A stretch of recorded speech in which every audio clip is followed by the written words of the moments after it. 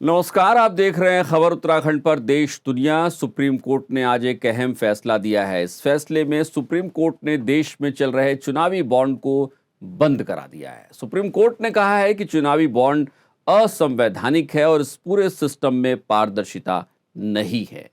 इसके साथ ही कोर्ट ने आदेश दिया है कि चुनावी बॉन्ड बेचने वाली bank state bank of India 3 हफ्ते में चुनाव आयोग के साथ सभी जानकारियां साझा करे। इसके बाद आयोग अपनी वेबसाइट पर इन जानकारियों को सार्वजनिक करेगा।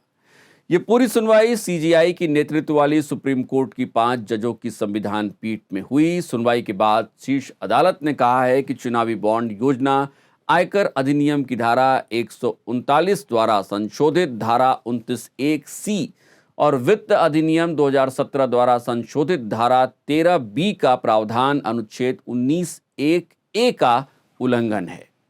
अपने फैसले में इस देश की सबसे बड़ी अदालत ने कहा है कि चुनावी बॉन्ड जारी करने वाला बैंक यानी भारतीय स्टेट बैंक चुनावी बॉन्ड प्राप्त करने वाले राजनीतिक दलों का विवरण और प्राप्त सभी जानकारियां जारी करेगा। उन्हें 6 मार्च तक भारत के चुनाव आयोग यानी ईसीआई को सौंप दिया जाएगा। ईसीआई इसे 13 मार्च तक आधिकारिक वेबसाइट पर प्रकाशित कर देगा।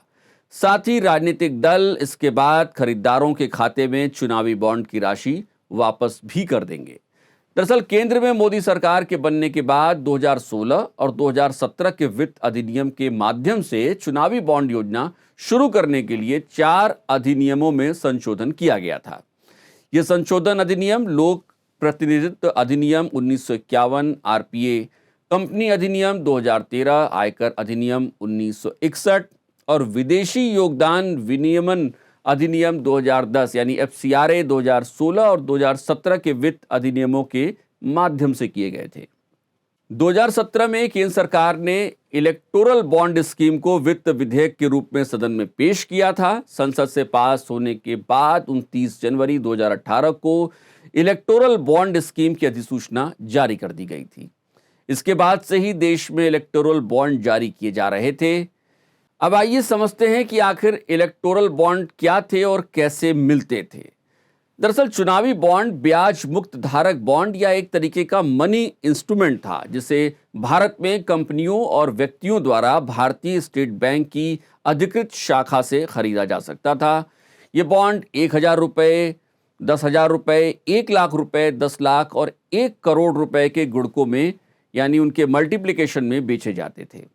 अगर कोई किसी पार्टी या पॉलिटिकल पार्टी को दान देना चाहता था तो वो केवाईसी अप खाते में, मतलब जिसका केवाईसी हुआ हो, उसके माध्यम से ये बॉन्ड खरीद लेता।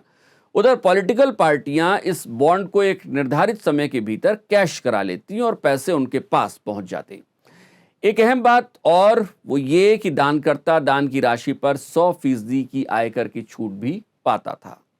अब समझिए कि यहां पेच दरअसल था क्या।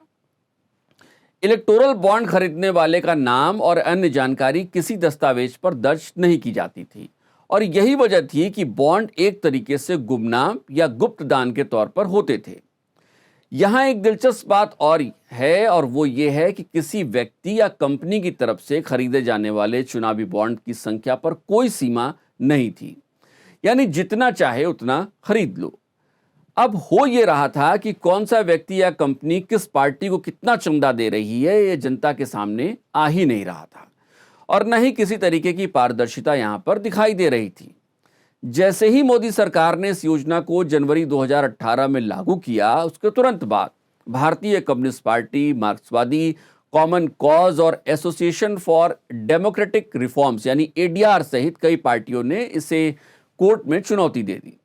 इन संस्थाओं की ओर से केस लड़ रहे वकील प्रशांत भूषण ने कोर्ट में तर्क दिया कि नागरिकों से वोट मांगने वाली पार्टियां और उम्मीदवारों के बारे में जानकारी पाने का अधिकार है।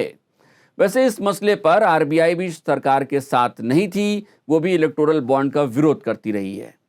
वहीं केंद्र की ओर से इस मसले पर बहस कर रहे सॉलिसिटर जनरल तुषार मेहता ने कोर्ट में तर्क दिया था कि इलेक्टोरल बॉन्ड के जरिए दान देने वालों को गुमनाम नहीं बल्कि उनको गोपनीयता उनकी सुनिश्चित की जा रही थी।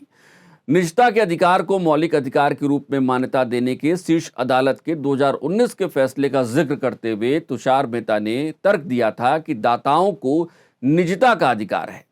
हालांकि कोर्ट ने उनके तर्कों को माना नहीं। वैसे माना यह भी जा रहा है कि सुप्रीम कोर्ट के इस फैसले से सबसे अधिक नुकसान अगर किसी पार्टी को होगा तो वो बीजेपी होगी। इस रिपोर्ट पर आपकी क्या राय है, हमें कमेंट करके बताइए। अगर आप हमें फेसबुक पर देख रहे हैं तो हमारे पेज को फॉलो करें, अगर यूट्यूब पर देख रहे हैं तो चैनल को सब्सक्राइब करें, बेल आइकन जरूर दबाएं। नमस्कार।